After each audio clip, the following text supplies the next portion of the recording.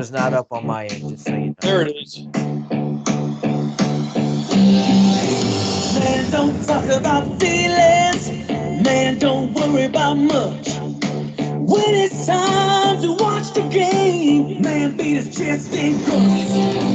Man, gone working them hard days and down to the bone. That's why man with his own hands built a place to call his own. Hey, welcome to the Floor You podcast. I'm a superhero, I'm the MVP, I got a neon I am Paul Pleshek. I am joined as usual by my friend and broadcast partner, Sonny Callahan. Sonny, how you doing? Hello, hello. How you doing, young man? Can't complain, can't complain. Yeah. When I do, 90% of the people don't listen and 10% are glad I got my problems. So why would I bother? Make them feel better about themselves. Joined today. Is that really young? Yeah. Just throwing that out there. Joined today by one Bill Zoetvelt of All American Flooring Solutions. Hey, Bill. Good morning, everybody. If you were looking for a educational podcast today, you might have found the wrong place. Not happening. This might be 3 12-year-olds with a microphone. I'm 13. Yeah, I'm a teenager. this may not. If you tune in for entertainment and information, today you might get more entertainment than information, but that'll be okay. All right. That'll be all right too. Yep. Sonny, how was your weekend? Oh, it was good. It was really good. We had the big Callahan Halloween party. So Halloween is my wife's absolute favorite time of the year. So we have a party every year, and we had all the kiddies over, grandkids and little kids, and it was a good time. Good time. And you were. I was me. So Dressed it's up her as favorite me. holiday, and you can't even make the effort to dress up for her. No. Well, I told you, I was more of a cross between Uncle Jesse from the Dukes of Hazzard and Santa Claus. Yeah. So did you at least wear a red shirt or Oh, no. no. bib overalls or No. no? I had a Georgia shirt on. How much more country do I need to get? I don't know. I'd be afraid if I saw a set of Daisy Dukes on you. I'm just throwing that out there. Well, wouldn't be the first time I wore Daisy Dukes. Oh man! And we're gonna start the podcast over now. No. The ones who are just listening and not watching on video, be happy. No, I'm just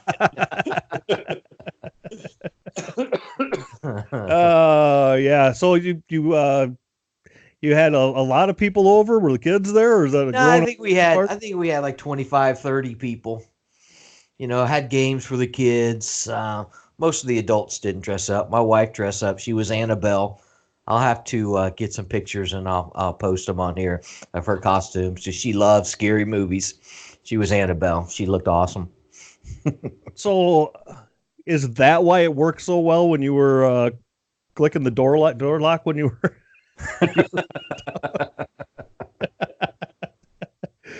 Yeah. Well, maybe we won't bring that up. I know I was out of town once, and your daughter covered up the camera in the living room because you kept messing with her. Yeah, she pushed it to the ceiling so you couldn't see anything. Yeah. That's an effective camera. I love kids. Oh, the things I have to look forward to. Oh yeah, you're in trouble. idea. Ugh.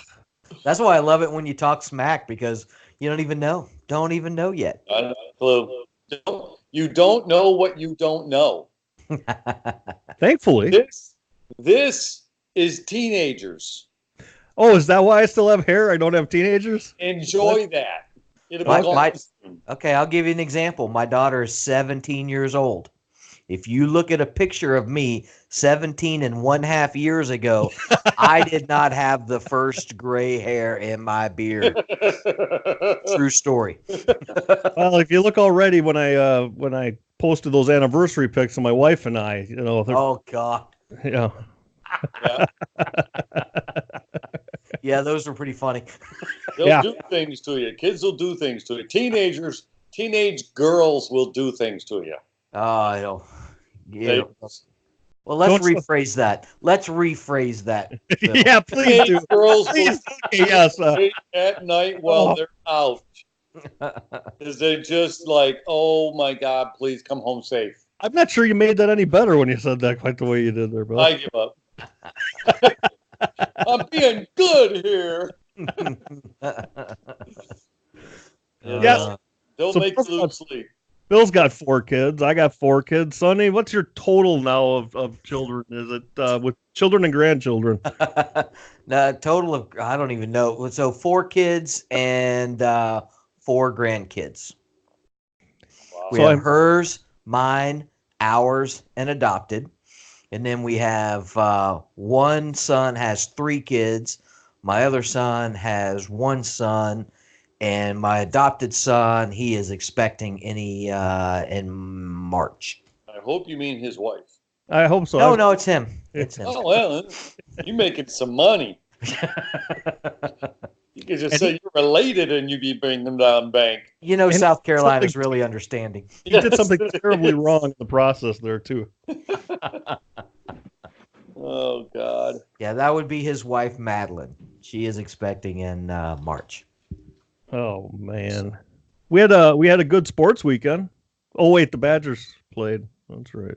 Yeah, I don't. Did you? But did you have a good sports weekend? So anyway, the Packers won. Hey, Georgia didn't lose. They had a bye, I'm guessing.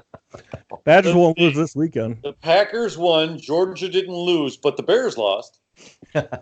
So just like normal. Yeah. And Miami lost, so it's a normal week. Hey, I was starting to re-root for the Bears, and yeah, they've not disappointed me. They I'm let you sorry. down. I didn't even know you had fallen on your head. Yeah, I did. I tripped. How about the World Series? Were you guys keeping up with the drama on Game 5? I just saw the guy holding two Budweisers. That's all. No, you Yeah, didn't see the incredible. girl behind home plate flashing I did. on Fox TV. Two Oh. of them Oh, just held them right up. They said they were trying to distract the pitcher. It is Not that I October. would ever go look for that, but Yeah. I'm sure it's on YouTube or something. I know you will later. It's yeah. Later. I have They were- become a huge Houston fan. I'm rooting 100% for Houston now. I saw this morning that it actually said, I'm like, that because I'm not a baseball guy, but I'm watching that going, Astros, that's Houston. And somewhere on the news it said Boston Astros. I'm like, I should have taken a picture of it. Yeah. Boston Astros. It said Boston Astros. I'm like, oh, that can't be good. I don't know about that. But then in the same stroke, I'm going, has it changed that much? No, I haven't watched baseball, but all these teams keep going every which way but loose, so I didn't know. Yeah, I The had only this change- conversation. The only change for Houston is they went from the National League to the American League. Okay. About I don't know what was that 15 years ago maybe. Yeah. Is that when the That's Brewers their only switched change. over? Baseball when I was a kid, and it never changed. Yeah, I know. I try to have that Finally won conversation. one. I try to have that conversation with Bill, and he keeps saying, yeah, baseball game. I saw those touchdowns. That's right. They scored They got 2 points. in the 5th quarter. Yep. And on the free throw, they got 3 points. Sweet. Yep. Sweet. So Good. on the downside, we can't have John Downey on because I said I would talk to him after the Badgers beat Ohio State. So Yeah, no, that's you're done with that one. He's not coming back. I did have to text him during the game and go, never mind. Disregard. Thanks for letting me play. Delete. Ah. Oh, yeah.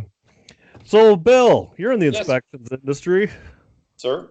Oh yeah, this is about flooring. Yeah. Yeah. Go How'd you back get to there? flooring. How did you end up? What bet did you lose that got you into the? I mean, how did you end up in the flooring industry? Where did you start at? In the flooring industry, I lived in Michigan for a year, did a gazillion odd jobs. What did you do before that? I was in Where'd the you Air start? Force.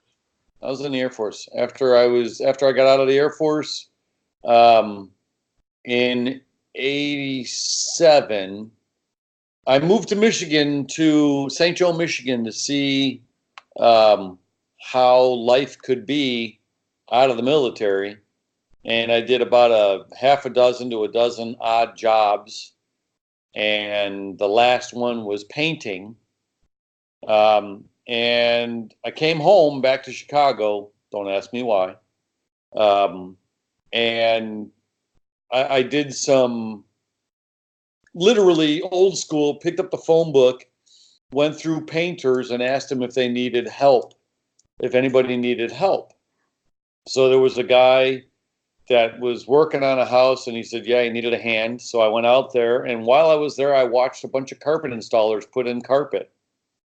And I thought, carpet and the painters were there at the same time? yeah, That never happens. I know, right? So I literally talked to them, and they educated me on what kind of money you could make. Really? Sorry. Really? Sorry. Just went over that. Yeah. Well, that wasn't me. That was my computer. You're an idiot. Shut off. That was just my computer. You're an idiot. So they told me about being a carpet installer. I got into the field and loved it. Loved working with my hands. And from there, I went into laminate after X amount of years and opened up a company that allowed me to have, I think, 10 crews, 17 Home Depots. And after 8 years, we lost that account to a company that had 800 crews out of California. And I decided to get into inspecting. And here I am 15 years later, still inspecting and loving what I do. Very nice. First of all, let's just say we appreciate your service, man. Thank Even you. though you don't know how to turn your computer off. But I appreciate your You're an service. idiot. Computer, you guys are gone. So I'm going to shut off my phone. Maybe just turn the volume down. That might work. Put it on vibrate, turn the volume down. Then I don't hear you guys. Uh, Phone's off. Yeah, that it's off. thing is coming through my computer because my computer picks up my phone. So Yeah. now that we shut off my phone, that can't happen anymore. And if it does, I'm going to laugh out loud. Just about 15 minutes too late, but at least you got there. Yeah. I'm there. All right, I don't shut off my phone. You guys are important. Mm. Half the people listening were reaching for their phone trying to see if they had a call. Probably. I apologize out there in Podland. Podland. You podheads. We can't do that. This is Chicago. It's still not till January. So a lot of what I've known Bill for a long time, and he's the one that I blame for getting me involved in all of my volunteer duties that I have. Completely his fault, because we were friends, and he was on the board of the National Institute of Certified Floor Coverings Inspectors, NICFI, or NICFI for short. And NICFI. it depends on if you're in the north or the south, because That's true. Yeah. it just seems to work that way. But he was, I think he was president at the time, and he's like, oh man, I need somebody for vice president. I got some things I want to get done, blah, blah, blah. Will you run? And I said no. Yeah, he did. He flat out said no. That was the last time I said no, but he said, would you run? I said no, and then he called me back. He's like, fine, if you got nobody else, I'll do it, but I'm not going to do anything. So he lied. So it's, just like normal. Potato. I got elected, and fast forward 2 years from there, I was president, and now I make him volunteer for things that I get involved in. So, haha. Yeah, payback is not nice. You just got back from the NICFI convention in Vegas. How was that? It was pretty awesome. We had a pretty good turnout. Had some great speakers. A lot of education.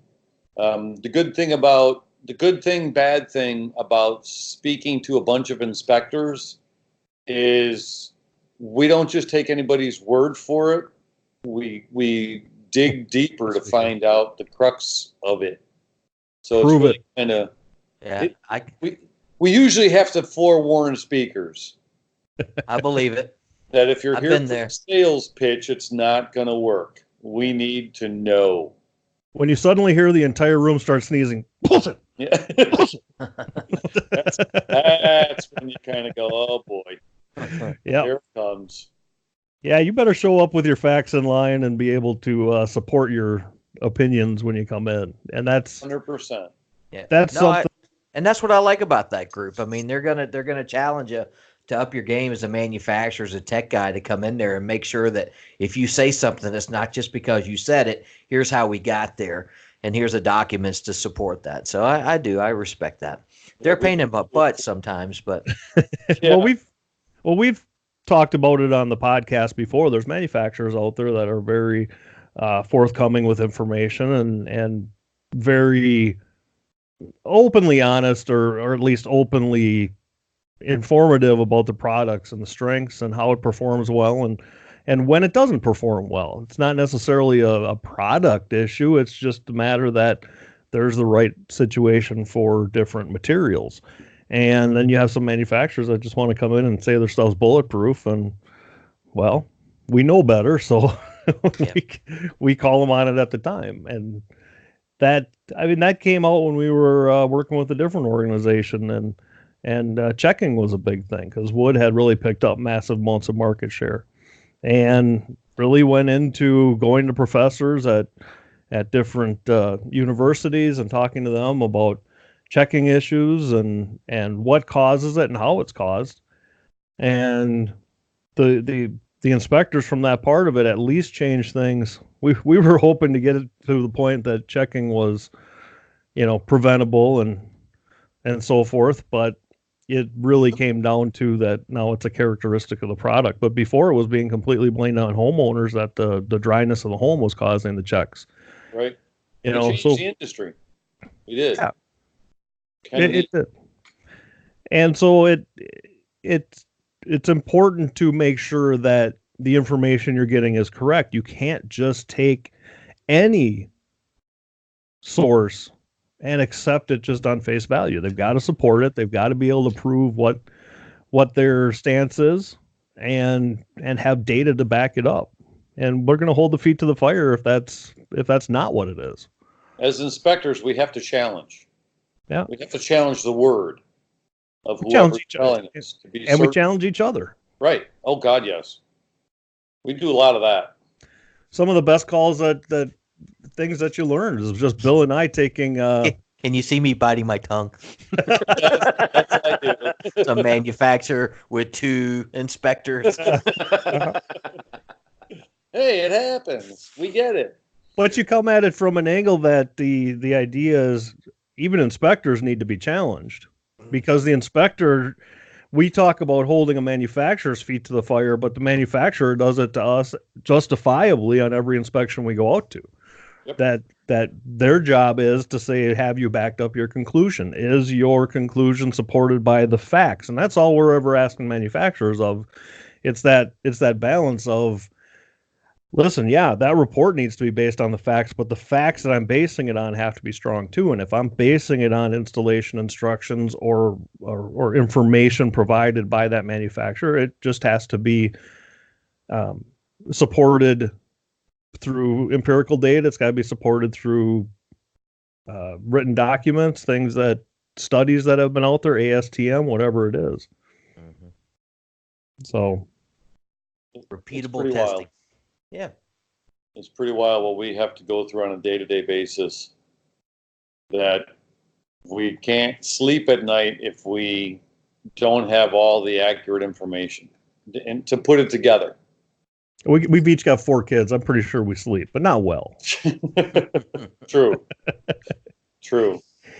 But NICFI, that's something that Bill initially got me involved in. Something I think it is important to the industry. I think as far as the inspections industry, but also even the flooring industry, because it is that independent body that's out there that's just trying to work for the inspections industry. It's not a certifying body. It's not a there's no requirement to join. If you've got a certification, you're required to maintain that certification.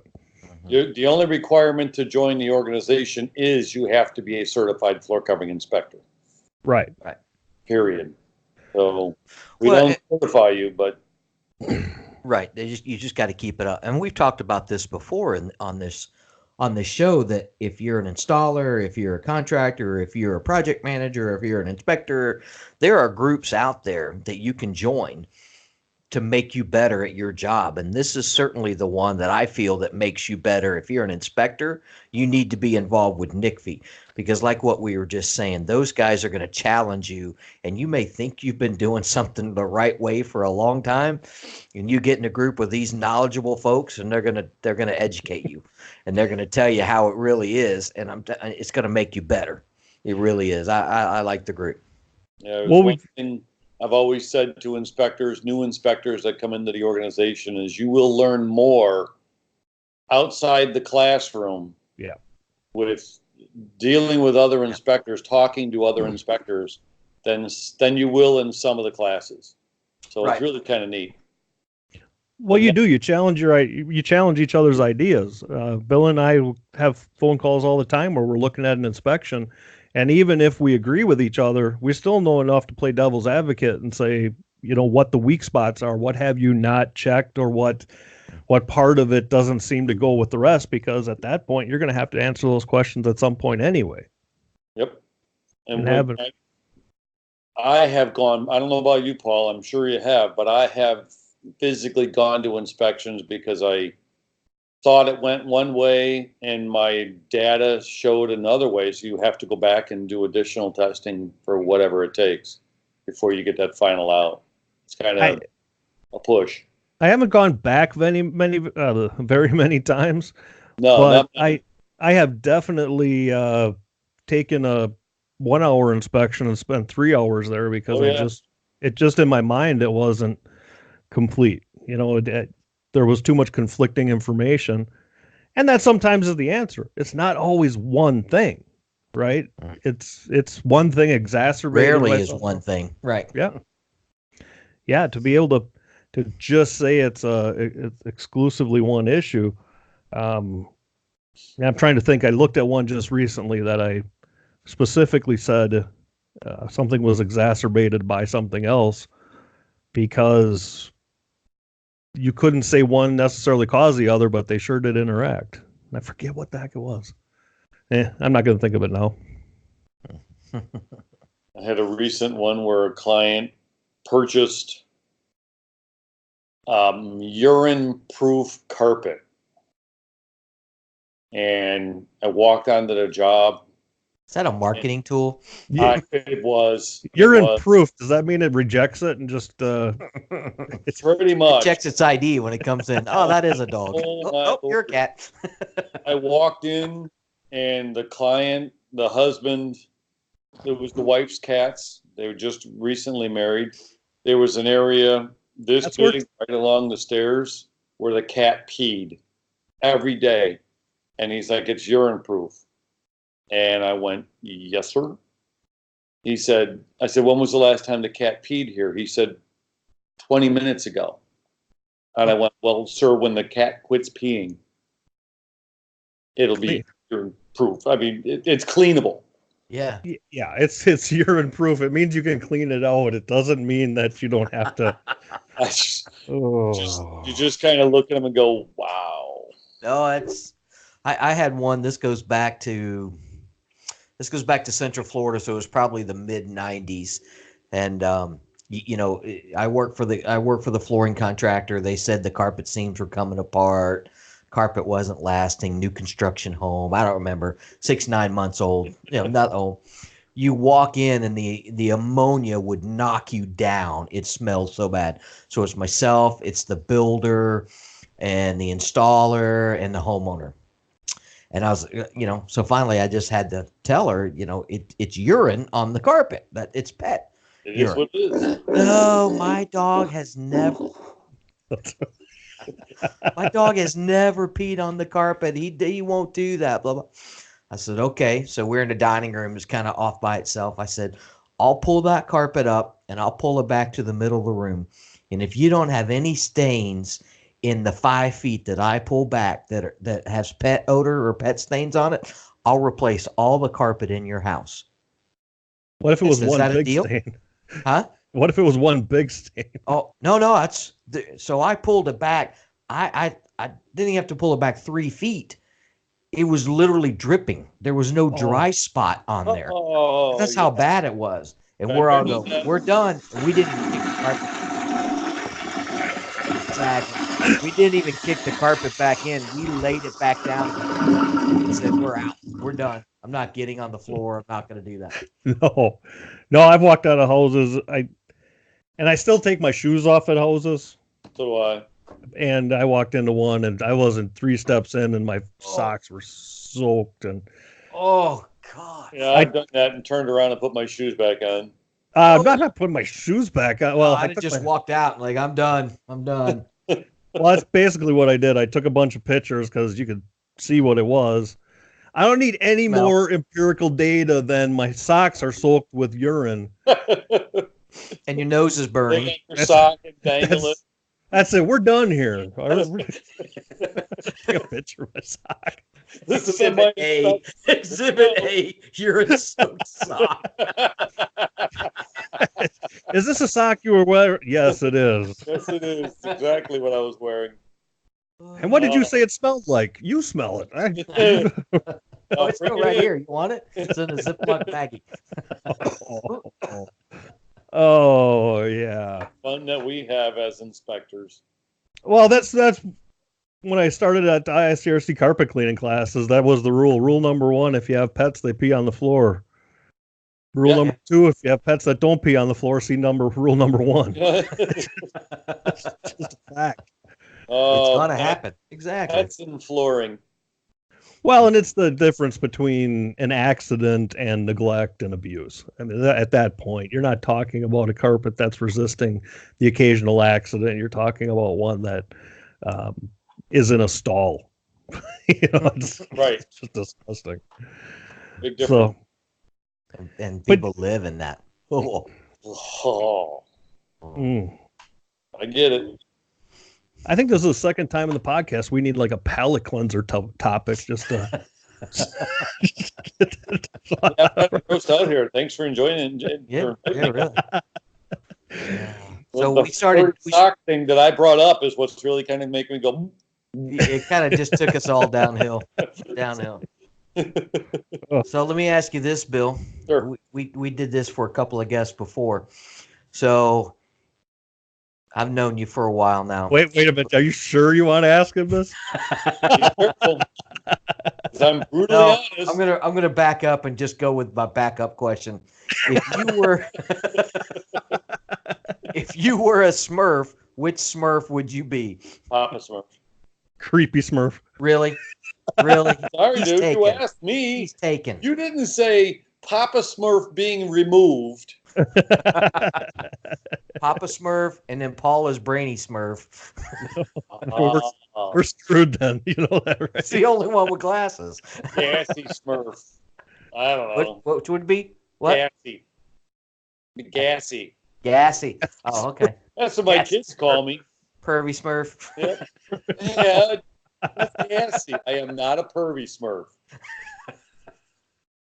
I don't even know where to back that up, so I'm just going with gassy Smurf. That's the guy who's got a picture of a deer butt over his left shoulder. Right there. No, don't do that. Proctology. You were so close. Oh, there's that one's better. That was my first deer I ever shot. First doe with a bow. Yeah, stop pointing at it, would you please? Yeah, really. Right there. It's the deer butt. You guys have concerns. There's issues. There are issues. There's serious issues. What happens during the field? We're gone.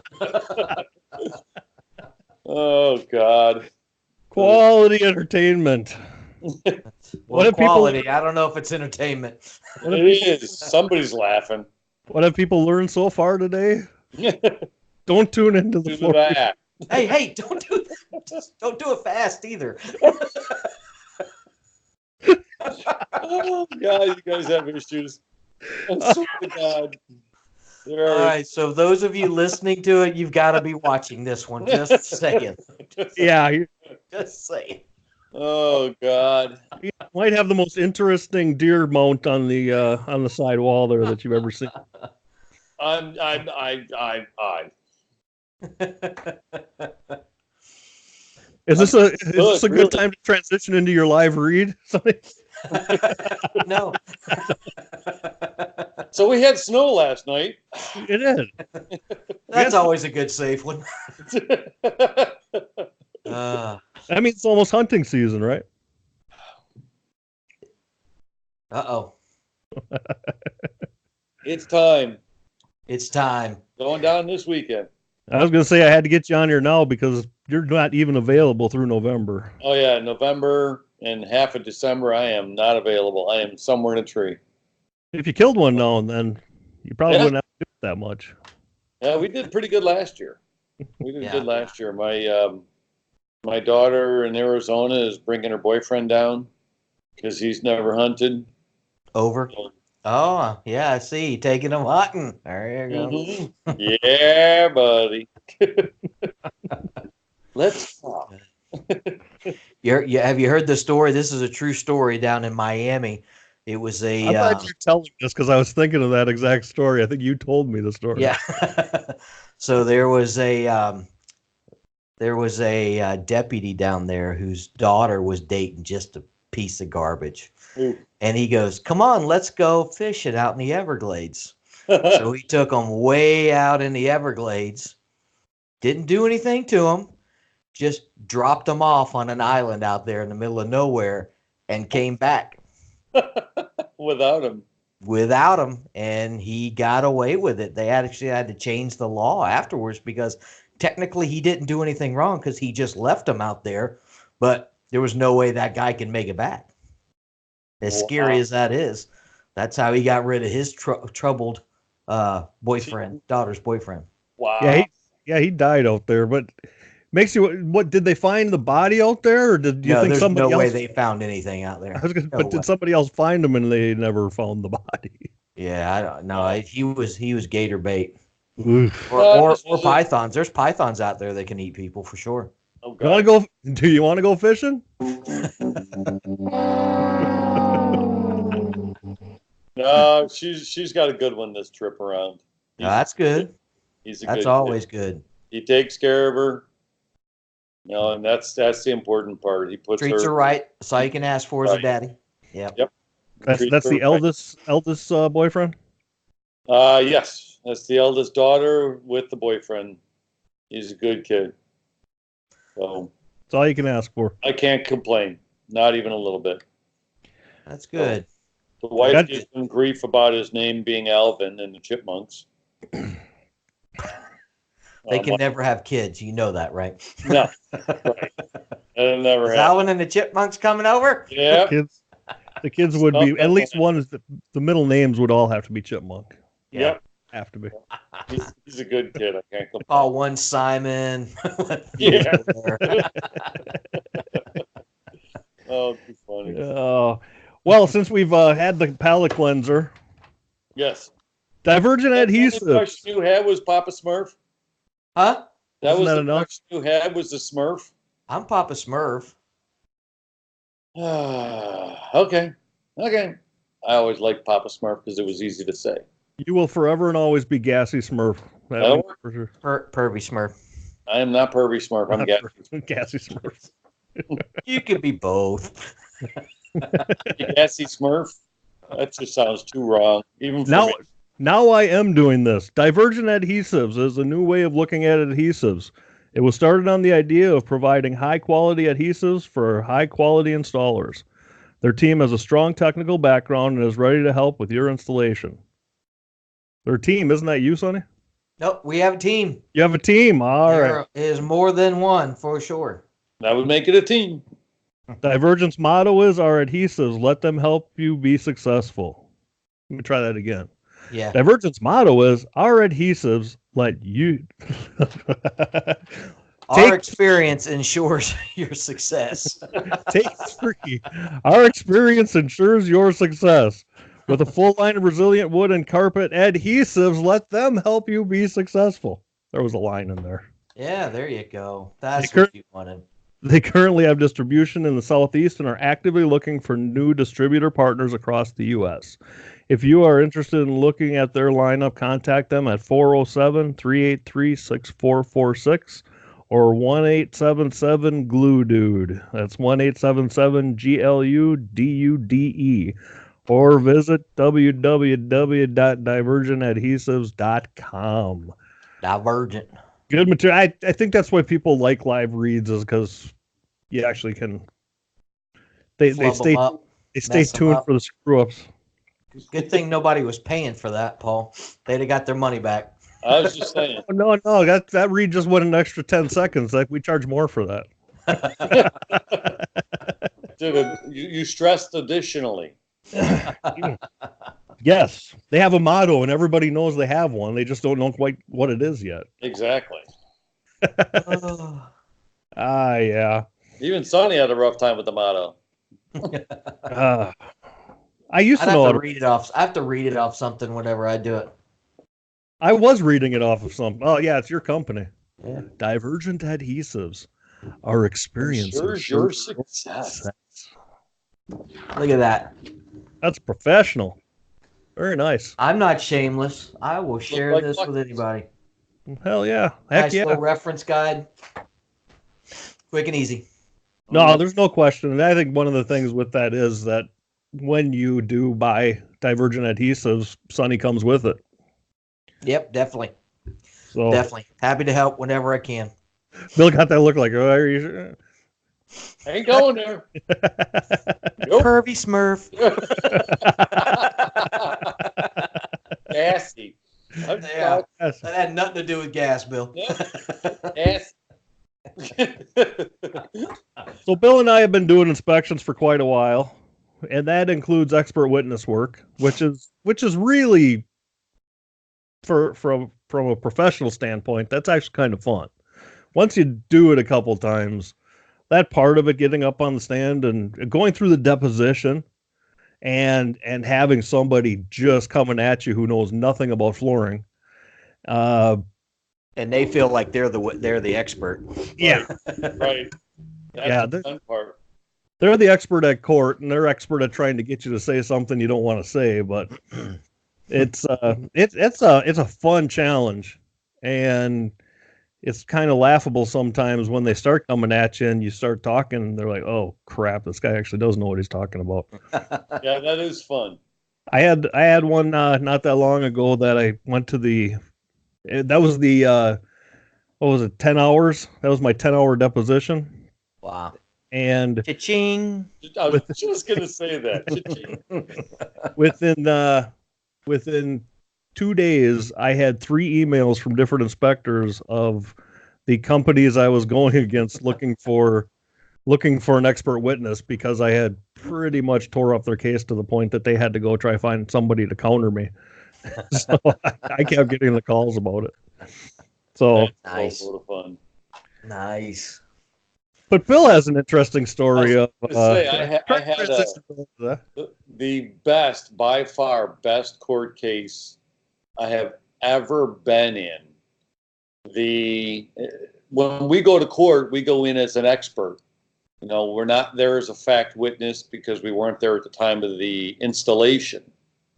And I was sent a subpoena by an attorney from downtown, and she thought it was going to be a good idea to subpoena me instead of paying for our expert fees. Yeah, good idea. And I called her up and I said, do you want my fees for what it takes to be an expert? And she's hemmed and hawed, and she went, yeah, sure, go ahead and send me your fees. And I received an email back, a nasty gram back, saying, we will not be paying your fees. You will show up in court, and this is everything you will bring per the subpoena. And I went, okay. And she called me the day before. And she goes, Mr. Zoetvelt, this is so-and-so, and I'd like to go over your testimony. And I went, testimony? What testimony? And she goes, well, you have court tomorrow. I says, yes, ma'am. I said, but you have not paid me for my time to review this case, so I have absolutely no idea about this case. I've done over 2,000 inspections since, when did you say this was done? And she says, well, Mr. Zoetvelt, you don't have to be angry. I said, oh, no, I'm not angry now. Wait till tomorrow. And she, and this was a very important case, and I'll explain why here shortly. I showed up in the courtroom, and I saw my client sitting next to her attorney. And her attorney, I'll never forget this, it's kind of seared into my brain. She was wearing, it was a female attorney, she was wearing a leopard skin shirt and stretched jeans. Hee-haw! I'm just saying. Okay, that one worked. Okay, Paul, that one worked. That's not good. I'm going to do it too often now if that worked. I was shocked. I was shocked. And I walked into the room and I sat in the, and I when I go to court, I wear a suit, tie, the whole 9 yards. Yeah. And she turned around and she looked at me like, hi. And I just looked at her like, she came, she goes, she walked up to me, she said, can we talk in the hall? And I went, no. And she said, I have money. And I said, it better be all of it because my fees were X. This was 3-hour drive at $60 an hour. That'd have been $360 round trip, whatever it was. And she looks at me, she takes me out in the hallway, she goes, I have $200 for you. And I'm like, my travel expenses are $360. I said, no, thank you. And I went back in the courtroom. She got me up there, and I was not a really cooperative witness. I mean, I made her ask every question to a point where I could understand clearly. And I explained to her, and I asked the judge. As a little bit of background here before you finish up with that, there's a lot of research time that leads up to that testifying. God, yes. You charge a lot for that day, but the amount of time, and you can charge some for preparation, but the prep time that goes into a court case is very intensive. And she was at that point, she was too late. You're not going to have all those answers because you didn't do the research because you weren't getting paid for it. Right. Wasn't getting paid for my time. So she, I asked the judge if I could ask the court a question while she was asking the question about what I do and what I was doing there. And I basically told her that I do not recall this case because she's trying to steal my services. And the best way to explain what she did at that point was, do you remember the movie Ghostbusters when the Stay Puft Marshmallow Man exploded? That's kind of how I express what she did. She literally looked at the judge and asked the judge if she could treat me, her witness, as a hostile witness. And the judge looked at her and said, it's your witness. You can treat them any way you want. And the opposing attorney, because they have to ask the opposing attorney said no. And I'm like, said, no, he's helping my case way too much. Please let her treat me like a hostile witness. Oh, that was more fun than a barrel of monkeys. But because I didn't review the case, I really could not recall the case. And therefore my report was thrown out. And What did she the lost judge the said case. something about that, didn't he? The judge said something about you're not paying him or something like that. No, he didn't. He couldn't go there at the end. At the end of the trial, I was told later at the end of the trial that the person, the store that was suing the homeowner, his attorney said she didn't pay her expert witness. He said that never happens. He told his client to go play the lottery that day because that never happens. So it was the fact that she felt that she could bully me as an expert. bully Bill. Yeah, that's gonna happen. It didn't happen. I felt so bad for her not. And Well, you feel for the client, but they hired the attorney.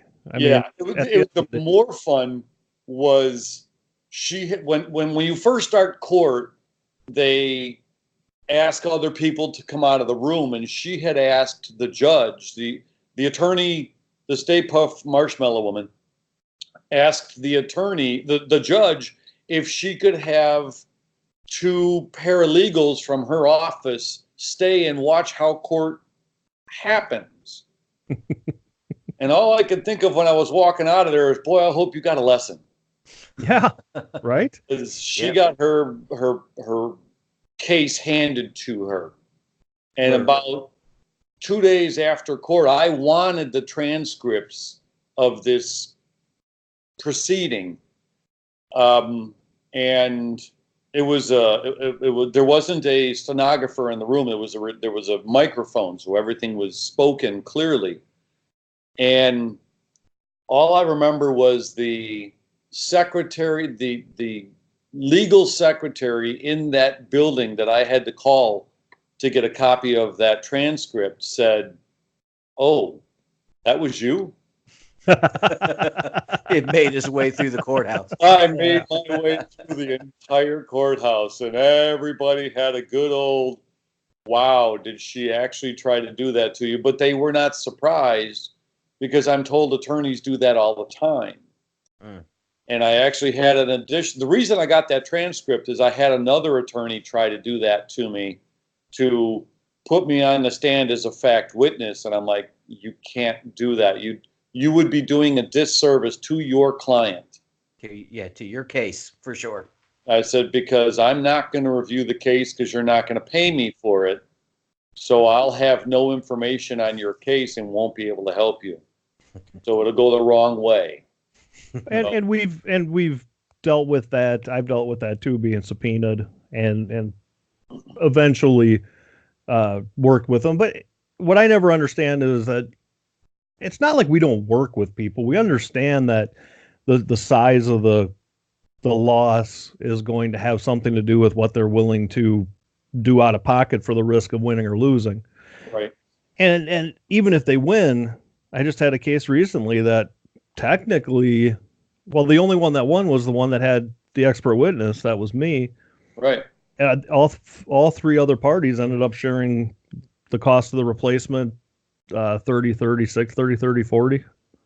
And it was split up. You know, it's not like inspectors were business people. So if you call up and you say, listen, we're not going to be able to do it for that, but we can do this. It's not like we don't negotiate something. Right. We can always work something out. So, I usually tell the attorney I'm willing to give the same discount he is. Yeah. She is. That's my first comeback. Yeah. That's a fun one too. Yeah. And that's what we said last week. Whatever we think is normal and should happen never happens when it goes to court. So your best bet is to not go to court. So have your ducks in a row and be ready on the front end. So unless you're the expert witness, then you always want to go to court. Yeah, then you always want to. My last deposition was on my birthday. Oh wow. So I got 6-hour deposition on my birthday, and they kept going. They kept saying, "I'm sorry. I know it's your birthday. I know it's your birthday." I was like, "Well, do what you're gonna do. Yeah. Whatever you gotta do." We're here. We're here now. Yeah, Well, So, I'm I've not said coming back. I've said it that at the long one that I did, the 10-hour one, that was the first one I was ever in where the attorneys were arguing with each other so much they called the judge. Yep. During the Okay. deposition, they called the judge, and Wow. the judge basically said, told them they were acting like children. Get along and get it done. Yeah, exactly. I had one like that. The last deposition I did, the attorneys got a little heated with each other. And I'm like, oh boy. They're yelling at me and yelling at each other. And I'm like, Mhm. somebody Never, tell never me good. what to do when you guys are done yelling at each other. Just give me a direction. Give me a Of the- question that I can answer. Of the 10 hours of the deposition, an hour of it, because they called the judge twice. Boy, the judge was really mad the second time. They called the judge twice. I spend at least an hour just on my phone playing video games because there's nothing else for me to do until they get it all figured out. So Yeah, you're still getting paid. that, Oh, heck yeah. Yeah, you know, attorneys just feel like they can bully people, and unfortunately, you know, sometimes they run across people who don't know what their rights are, so they fold, right? So Right. we had one in downtown Boston. It was a high rise right in downtown, high rise building, high floor, high profile law office, and the person who put the carpet in just screwed the pooch, right? There's no other way to put it. They just did a bad installation, could easily be salvaged, but it was, you know, installation related. And sure enough, you know, the team of attorneys is following us around. There's 6 or 7 of them, and you know, it's me. I was a manufacturer at the time. There was the distributor, and the contractor was there as well. And you know, they got us in this little hallway. They funneled us in this little hallway, and they just all circled around me, and they started telling me that, you know, we're not afraid to go to litigation with this, and we want to make sure that we get this carpet correct. Your glue failed, blah blah blah, all this stuff. I'm just looking at them like, you're an idiot. There's no other way to put this. Me and my friends are going to leave because, you know, especially with it being my contractor right there, and it was his fault. I'm not saying a word. I'm going to be like, well, I'll go back and review everything I can. On the way down with the elevator, I told the guy, he goes, yeah, I saw it too. We'll take care of it. You know, it was a done deal, but they're trying to, you know, and trying to then force their way.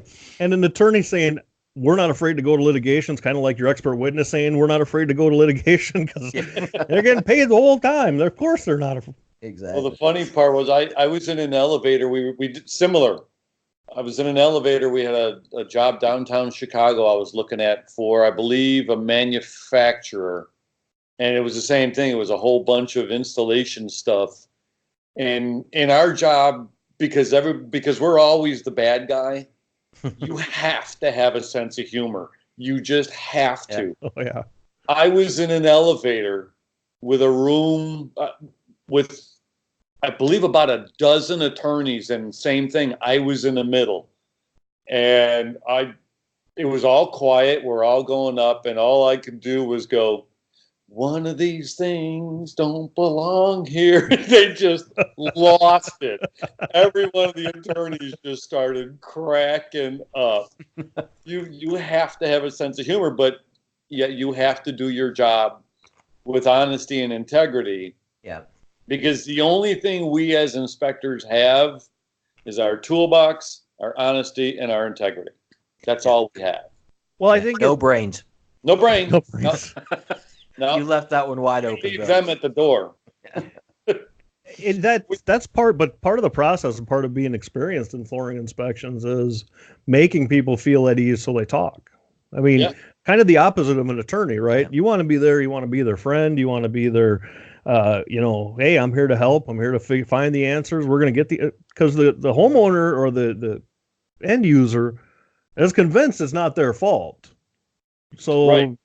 they're absolutely convinced you're going to find the answers that support their conclusion.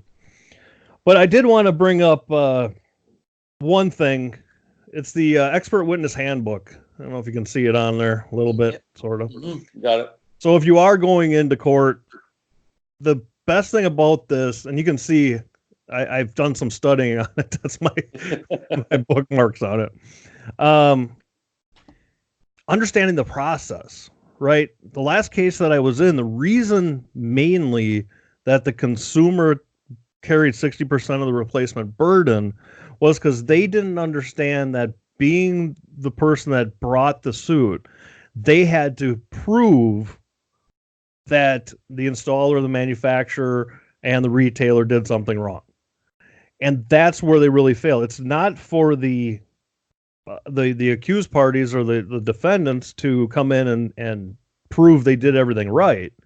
It's for that party that brought the suit to prove somebody did something wrong. And that's what they really ultimately failed on. They didn't bring in anybody that could prove, within a reasonable amount that those three parties absolutely acted improperly, except the one party, the manufacturer, who brought in a witness, expert witness, and was completely without blame. The one and only job site I've ever got thrown off of.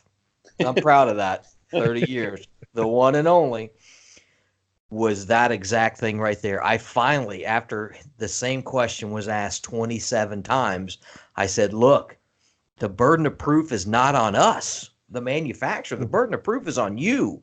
Everything I'm seeing looks fine. What do you have to offer to this? And it went south from there. But you got to understand what the law requires before you can take someone to court, for sure. And I think that's where the expert witness handbook comes in. I mean, knowing what to expect from depositions. Reading that, I knew enough to even ask attorneys before I go if I'm allowed to bring my cell phone, because anything you bring to a deposition, they can introduce. And the attorneys have told me that that's not really, because if your cell phone, then you brought your emails with you, right? You brought your cell phone. On mine, I got my computer files on there, so it's all up on the cloud. So can they go at all that and say, well, I want to see all that. I want to see every email. I want to see this, that, and the other thing. And understanding that before you go in, it's, if you're going to be an expert witness, it's not the attorney's job to educate you on the legal system and what your responsibilities as an expert witness are. Right. So, And if you're not the expert witness, the less you can say, the better. Yeah. Oh, yeah. If you're not the expert witness. Oh, that applies to the expert witness too. For sure. Clear and concise. I wrote reports for a client, and their attorney reviewed the report. He loved it and kept with the theory of less is more. Less is more. Yeah, definitely. Yeah. So quit with the fluff and just get the meat and potatoes. They can always ask more questions. Right. If they don't feel you've answered their question, they can ask again. They can ask a different way. But if you answer it wrong, and when you're going to court, there's a difference there, because you're not, the lawyer's job is to prove a legal point, not necessarily to prove absolutely that right or wrong. It's to prove whether or not the information meets thresholds for a legal decision and legal findings. Mm-hmm. So there's things that they want you to emphasize because that's what they felt didn't meet that legal requirement, as opposed to an inspection report where you're really just looking at right and wrong, what was done right, what happened. So there's a lot to learn there. There are some actual expert witness certifications, and now I'm not going to remember which one it is, but there's some expert witness education that you can get before you go out and start that career. That'd be handy. It's always a good feather in your hat to have that. Absolutely. Well, we are running out of time here, gentlemen. Bill, thank you very much for joining us. You're welcome. Thank you for having me. Where can our listeners find you? What's your email and phone number and address and everything? I'm out of Chicago area inspections. My cell number is 708-205-0040. And my email is bill@solutionsforfloors.com. That's SOLUTIONS, the number 4, floors, like the stuff we walk on, .com. All right. Sonny, where can they find you? You can always find me at Sonny@divergentadhesives.com, or anybody can call or text me at 407-383-6446. Or or 1-877 glue dude. GLUDUDE. You just like making me say that, don't you? I do. Cell I phone's do. the best way to get me. Same here. As always, I am Paul Pleshek. No matter how hard I try to change it, I can't. I am. You can reach me at paul@floorupodcast.com. I do inspections in the Wisconsin and Midwest. You can email me at that address again, Paul at NAFCT or Paul at Floor. The wrong G. Here's the good G. Paul has the wrong G. You got the copycat G. The No. copycat Georgia G. This is the original. This is the OG. OG. And I need more coffee. you can find the podcasts on iTunes. Hopefully you found it there. We're on YouTube. Yeah. We now have the website up. I got that completed. That is floorupodcast.com. So we've got all the episodes up there. And thank you all very much for joining us.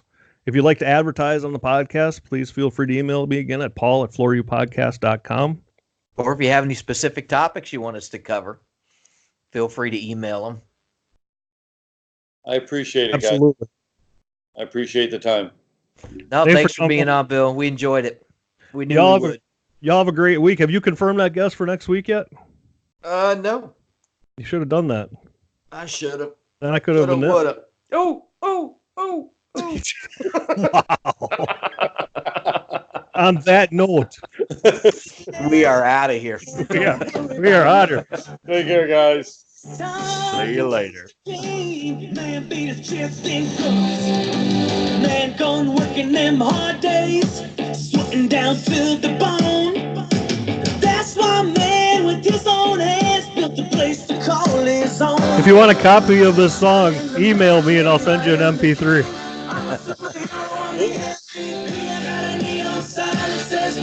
Come on down and crack a